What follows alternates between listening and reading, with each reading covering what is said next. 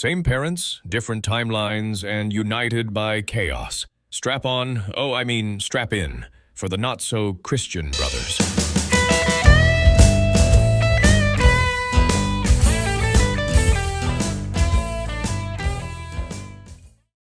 Okay, welcome to another podcast. I'm Colm Hayes. I'm Justin Caffrey. And welcome to Brothers. No, don't say that. Don't say that. Don't say that. Yeah. I All told right. you Go we on, can't say it explain. anymore. We can't say the name anymore.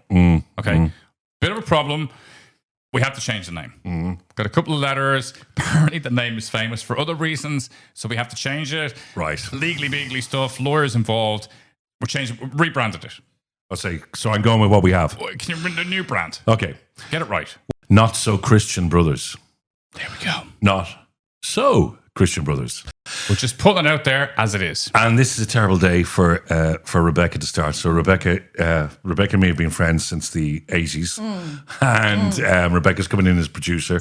So anyway, you don't need to worry about that mess. That mess is sorted. I'm cleaning up your mess. You Well, got a that's- slap yeah. on the wrist or a Yeah. slap on the butt cheek, and I'm now cleaning it up. I'm cleaning up all your socials, and we will just push on.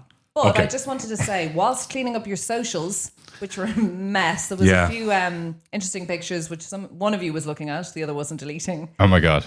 Let's not talk about Did that. I upload some pictures? Did I? No, they were received, right? But there was one thing that was in the acceptance Right. of the DMs, and it was a letter, and I'm going to Okay. pass it on to you because I think this is a really good There way has to been a start. few lettery DMs. I just Yeah, never I really just got ignore bothered with them. Okay. This is long. Okay. All right. Are we gonna? Okay, Colm, you're gonna read. You read it. I can't read it. I'm dyslexic, so it's not gonna work. Okay. Oh, well. Hi, guys. I listen to the podcast all the time and I kind of have a predicament. I have a brother who I love a lot. He's a genuinely good guy and we had a pretty good run-of-the-mill upbringing. Okay, that's definitely not from me then.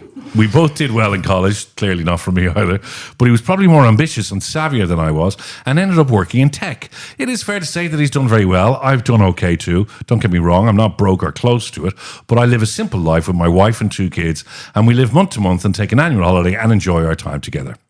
He, however, is separated and raising a kid with his ex-wife and has a new partner.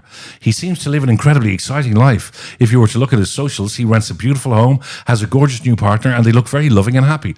He earns a lot and yet seems to be rarely in one place. He makes life look fun and easy, yet I work 8:30 to 5:30 commute and spend so much time at the weekend with my family. He talks a lot about stuff from gadgets to cars to business deals to holidays, and it is what drives him. I don't care as much about this stuff, or is it just because I don't have it? I don't think I'm jealous at all or envious of his life, as I know it's been hard fought and the marriage breakup was complex, but we are going on a brother's weekend away to Lisbon, and although I am living for the break from 9 to 5 and from work, and spending time with him will be great, I'm anxious about the conversations and the money talk and how much I make talk, which happens every time we hang out. Okay, he throws things in like 300k, asset conversion 20k, all that sort of stuff I can only dream of. How can I get an equilibrium back and better footing and a prosperous relationship long term? From Matthew. Wow. Okay. Jeez, he gives us a lot there, hasn't he? I mean, as Matthew, how old is that letter? Has he already been on holiday? Sounds like one of the 4 apostles or one of the 4 scripture writers, wasn't it? Matthew, Mark, Luke, and John. I remember going away recently, right? If this helps, Matthew. Now, we've gone away recently, so I won't bring you in yet, to the bits that really annoyed me. But I remember going away with my mates to Lisbon last year. And it was really, we hadn't gone away for a long time. And everybody does come with a separate briefcase of, wait till I tell you what I've done, you know? And I am prone to exaggeration. Really? Yeah. Shocking. So the stuff that I would have said, I do it for a reaction, and I think that's what your man is doing with his added conversion on his 300k.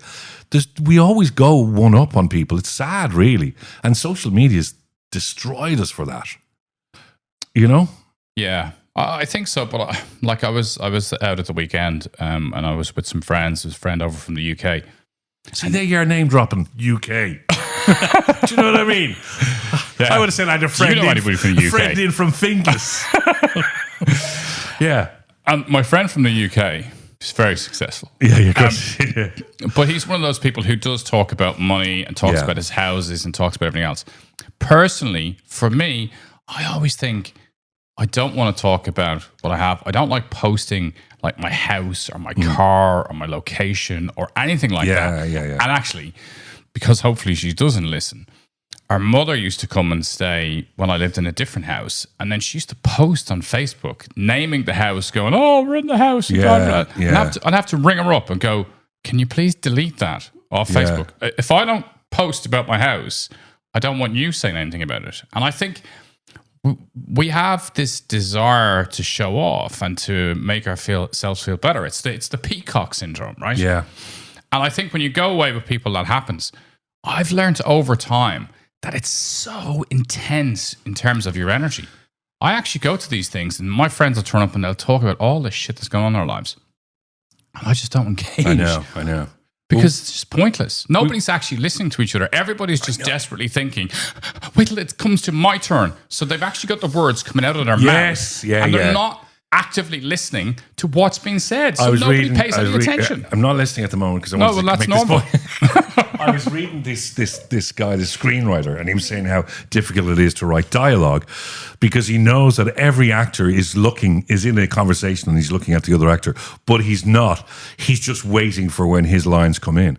And it's like we do that in life. So if I'm telling a story when we're away, my mate is just waiting for the moment. Do you have the guy, the annoying friend that doesn't even let you do the story? So you're going, I was in this really great Greek restaurant last night with Anne for dinner. Oh, Greek. And it's like, whoa. I was in this amazing Greek restaurant in Rio de Janeiro, and I pulled up outside with my Porsche. And you're going, you're not even letting me do the story because you just want to impress.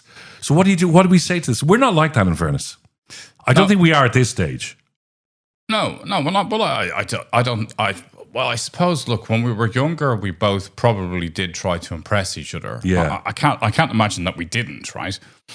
But I used to do it with my fists when we were about 10.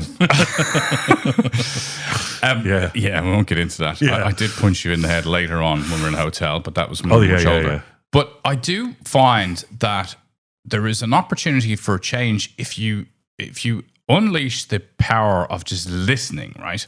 Like the thing is, for the person who just talks, like I often say to people when they're talking about struggling in their relationships, imagine the other person is like a deflating balloon. Right. Just keep letting them talk until they run out of stuff to talk about.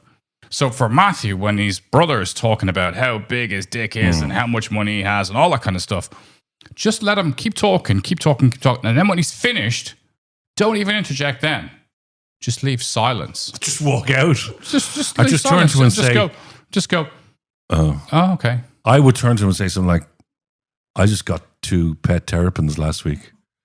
And that's it. And then just leave, But do you say to them, no, seriously, can you, if you love your brother, right? And if or it's your best mate, but there are bits that really annoy you about him. Can you actually sit him down and say, I love you to bits, but you're so full of shit. Can you just stop with the shit?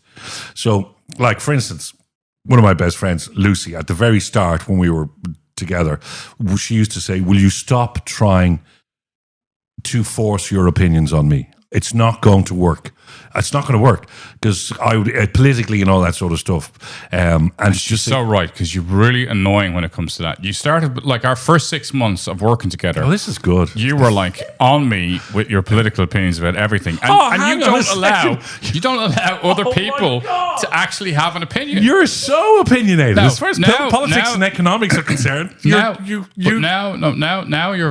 far more open to the idea that there is other opinions in the world. No, I do. I have no problem believing there are other opinions. I just don't think they're right. But what I think is important, I do think that the guy has to sit down. I think, but you know what? There becomes a maturity as well. Like we've got to a stage now where there are things that really annoy. You're annoyed about things about me, right? But you can honestly say it. And I don't really get upset about it because you're probably right. And B, I know you're not trying to score points. Beat me in a schoolyard. You know, that's the way we did. Yeah. I think if there's a level of respect, then maybe Matthew can get on. you know? I think that's possible, right? But I also think if you think about our relationship, like the arc of our relationship, funnily enough, I heard a voice note that I sent to somebody else in February 2024 by mistake that was supposed to go to you. Oh, God. Right?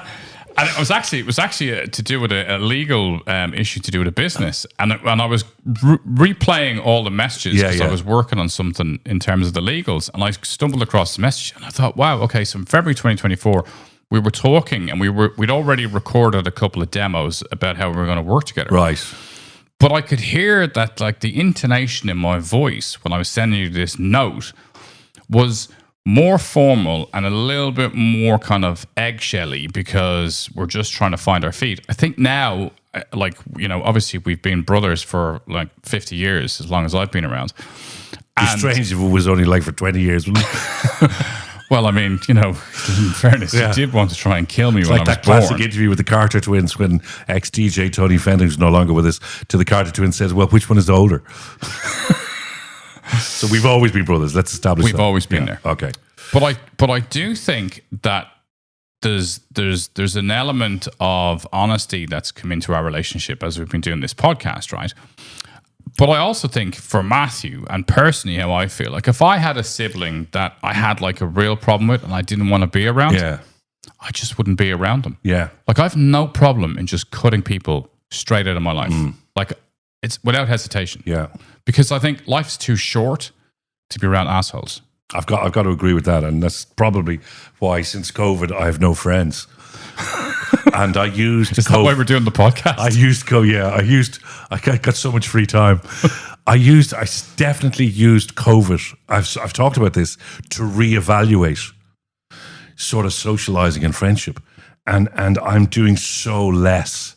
I went to a gig last week. Now we were at a play or whatever, but I went to a music gig and was one of the first gigs I went to last week, the Doobie Brothers, because I'm not socializing because I don't want to go out with people. Is that weird? No, it's not. But you know, like we did socialize at the weekend because you, me, and your son Alex had a sauna on Sunday morning, and then we watched the Lions, the Lions game. That was Saturday morning. Yeah. That's age. And the thing that I found about that was that it's really interesting. Like, you know, morning time socials are now the new late time socials, right? Especially as we're getting older. And Alex is even kind of like, you know, stumbled into our world, right? Because he was like young, cool and hip with all the fun in the world, right? Now he's got a mortgage and he's screwed. He's got a mortgage, yeah. So he's having saunas with us on Saturday mornings rather than being out partying hard. And a fiance who's going out buying dresses. Wedding dresses, which seems to be a big thing. Yeah. So for Matthew. So I think in the context of trying to find the space to figure out how he should be with his brother, you either just have a blunt conversation and tell him how you feel, or you just let him just gas it all out and stay quiet and then see what happens. Oh, okay. Or the third option, box him in the side of the head and tell him to shut up. Just don't go. Don't even return our calls. Just ignore him. So this is Not So Christian Brothers, the new name. Now we want people to like and subscribe and get involved. Yeah. Yes, please. So you know, if you've liked and subscribed before, do it again. Get somebody else to do it. Send it to your mother, your brother, your auntie, your uncle. Just get it out there and share it wherever you can. It means a big favor to us, and it means that we can get this going. So new format. Rebecca. I'm keeping you honest. I think I'm keeping you honest. It feels like two very scared schoolboys. Yeah. But Justin, I'm throwing it to you because I wanted to throw a topic at you that wasn't really very newsy, but was something that women talk about all day long. Red flags. Do men consider them in life, in relationships, in work or in family, or is it just women that care? Okay, what a topic. I have a bit of a pet hate of this whole red flag thing, right? I think it's just constantly overthought and overconsidered. It's talked about, everybody's worried about it, everybody's overthinking it. I think, for an example, like when you talk about this whole thing and women, red flags and dating, and I often hear it from clients of mine who are going through, you know, they've divorced and they're back in the dating scene and all that kind of stuff. I think you have to be brutally honest with people, right? Communication is so important. So if you're on a date and something comes up and somebody does something or says something or acts in a way that kind of freaks you out, why not just say, did I just get that right? Did you actually mean what you said? Because what's the harm? You're either in or out of that date. Okay, but if you're going out with, let's say, 80s reference, say you're having your first date with Bo Derek, right? And she's looking absolutely amazing, and everything is going well, and the waiter is saying, "Oh, your girlfriend looks fantastic," and she says something, and you go, "Hey, what do you mean? What do you mean by that?" She could then just walk, and I would keep that and maybe say 3 months later, because you might be losing. This is a terrible thing, but you may just lose the opportunity of getting the leg over. And getting the leg over Bo Derek, let me tell you, was every child's fantasy. Not every child's, every boyhood fantasy in the 80s. I'm just saying, you have to be more careful when you say these things to them. I'll tell you, this is a very early relationship with me. I was about 16, and I was getting used to the groundwork of being with a girl, And I met this girl, and we started going out, and then I suddenly realized her language was appalling. Now, it's just something that gets me when I know. Like swearing. A swearing, like, "I fucking love you, I do," and all effing and blinding all over the place, right? And I mean, we're Northside boys, so we're used to that. I know, but our mother is very posh. Exactly. She is Hyacinth Bucket. So I split up with her, right? And she said to me, "Why did you split up with him?" And I said, "I can't deal with the language. I think you're really nice, but I cannot deal with the language, and it's not going to change." And she went, "F you," and walked off. And she went home, and she got her older sister, who was 19, and she came around that night and beat me up. She wouldn't have been hard, in fairness. You were, but I learned to keep my mouth shut. Especially around girls that can beat you up. Yeah, I didn't know she had a 19-year-old sister who actually kicked me to the ground and beat me up and started effing and blinding at me for splitting up with her sister because her sister F's and blinds. And I'm lying there, black and blue, saying, "Do you not see the irony of this?" And she didn't. So clearly a red flag when young girls come around and start beating you up. Yes, something has gone wrong, but not necessarily with me. But I think like if I think about red flags in relationships, right? I can think about a younger relationship when I was probably 18 or 19, and there was this girl who had this leather jacket, and it was a fake leather jacket, so I dumped her, right? See, I get that. If you can't have a real leather jacket, I can't be in a relationship with you, right? Yeah, and this was Santry, and nobody could afford a real leather jacket. You can but I rob still one. Forced my opinion on her. You could rob one. Yeah, yeah. And then if I think about like older relationships, I remember once. So I had this period when I met my wife. I was probably about 12 months where I was on internet dating, right? So this was before apps. This was datingdirect.com. Okay. Now, I met a lot of strange people. And I'm sure equally, if they were on a podcast, they'd be saying they met this really strange Irish guy at the same time too. Okay. But when I reflect back on some of them, I remember one of them, this lady brought me to the Soap Awards, right? And she goes, "Oh, I go to the Soap Awards and I'm very excited." And she's involved in, I don't know, the production company for Coronation Street. I would have stayed with her. I would have stayed with her. That sounds good night. I hate soaps, right? Yeah. And we went out for dinner. And we're having dinner first. We had a drink. We're having dinner, and then we're going on to the Soap Awards. Yeah. And she can't imagine you at the Soap Awards. There's your woman from Emmerdale. What's Emmerdale? She keeps taking out a little mirror and fixing her makeup at the table. Oh, that's not unusual.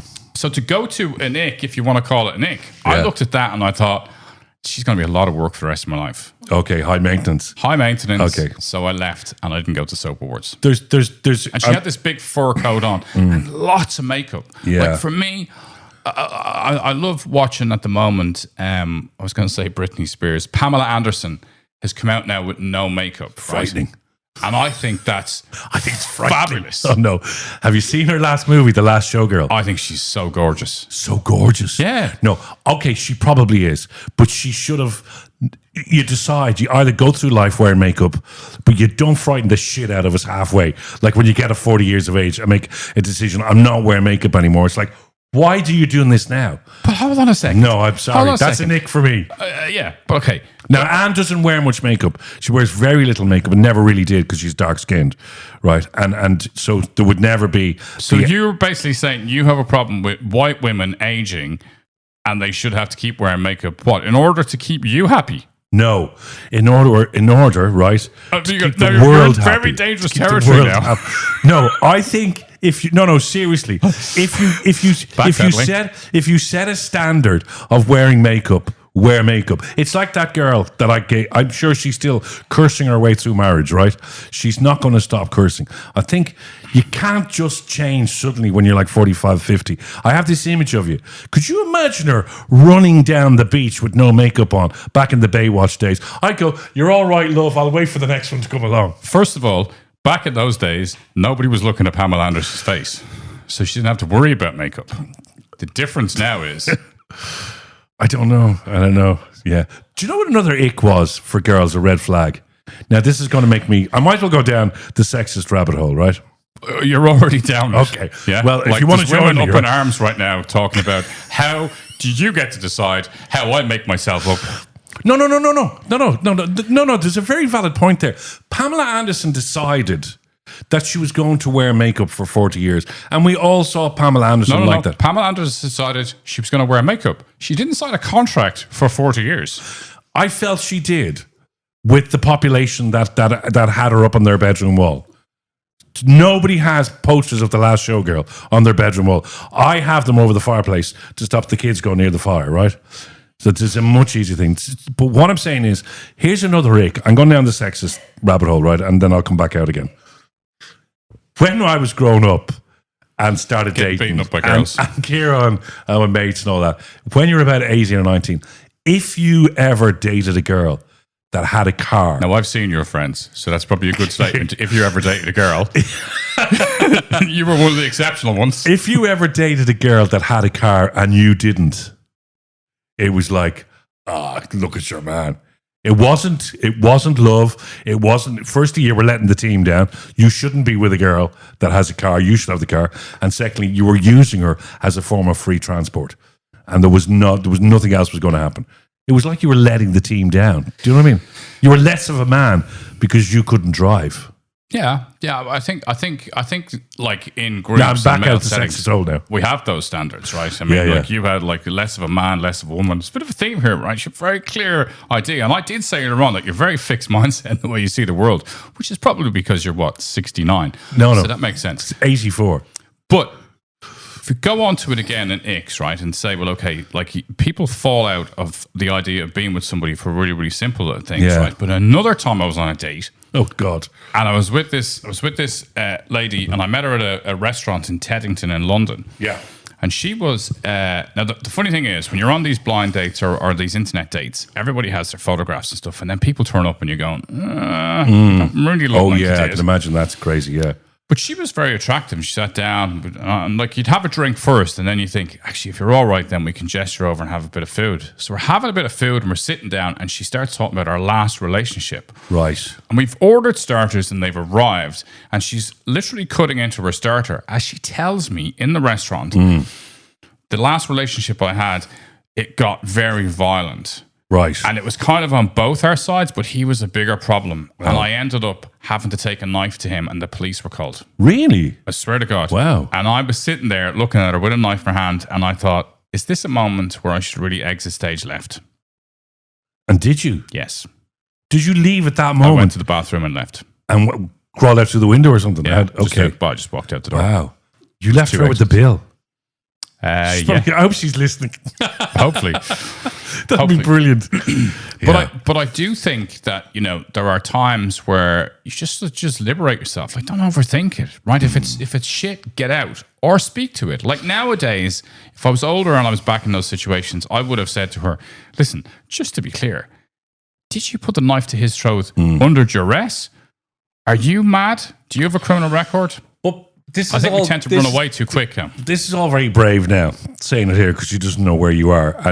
But I think when we start going out with somebody, there's things that we hear in our head that we should say and we don't say it out of whether it's social, I don't know, moral standards, or whatever, or else you're just starting to set up your boundaries or your parameters. And if you go too deep, too dark, too quick, the other person's going to, like, if I opened up my mind to Anne the first 2 weeks, I wouldn't be with her now. Well, she would be with me, in fairness. So we do sit back a little bit.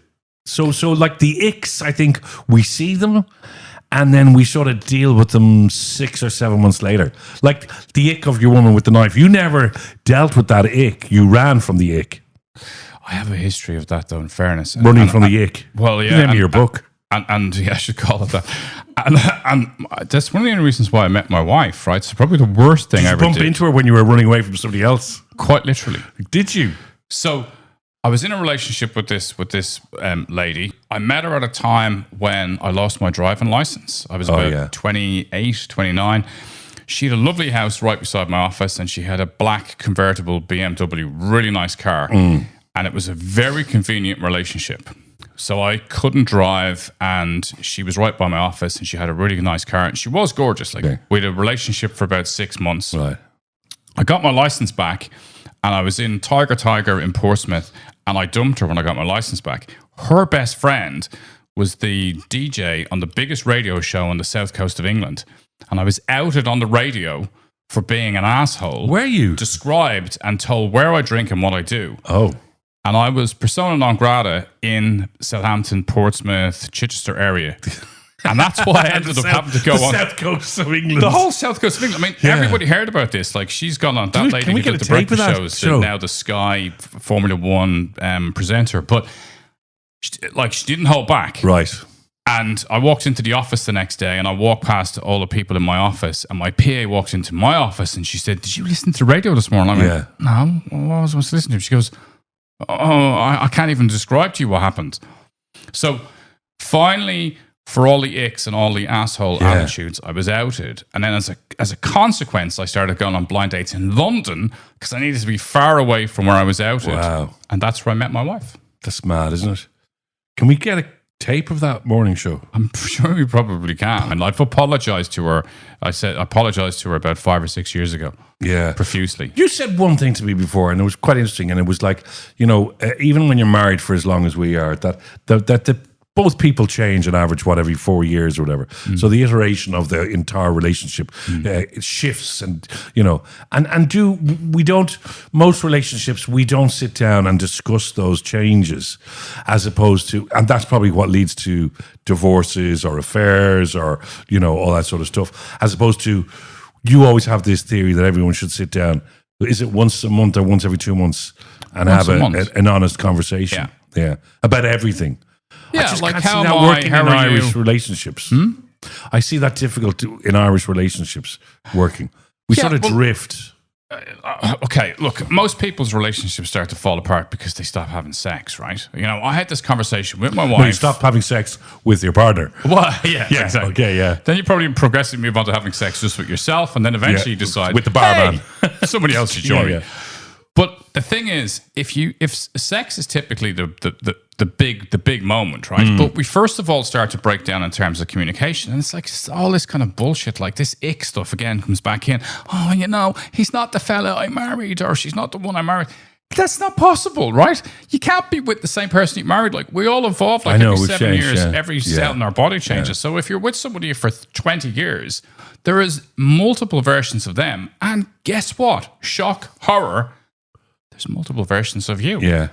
And you have to be able to recognize that everybody changes. So having honest conversations, back to Matthew's stuff, back to this whole opening topic is, unless you talk about how you feel and what's going on, you'll get what you always got. And if you're always being put upon by your family members because you're afraid to stand up and speak about how you feel, well, that's what you're going to get. If you've been affected by any of the comments in this podcast, If you were the girl in the restaurant who was left with the bill, if you're the older lady who beat me up, there'll be another bloody letter in on the DMs. So Not So Christian Brothers. That's episode 1 of Not So Christian Brothers. Remember to like, subscribe, tell your friends about it. We'll sort of do another one. If you're listening to this, we're going to do a sort of after show analysis, which will be out on Saturday. So if you get this fresh, it's now Thursday, but there is another one coming, and we're going to do a sort of analysis of what we talked about. Where Rebecca will basically critique everything and kill us. Thanks for listening, guys. Thank you.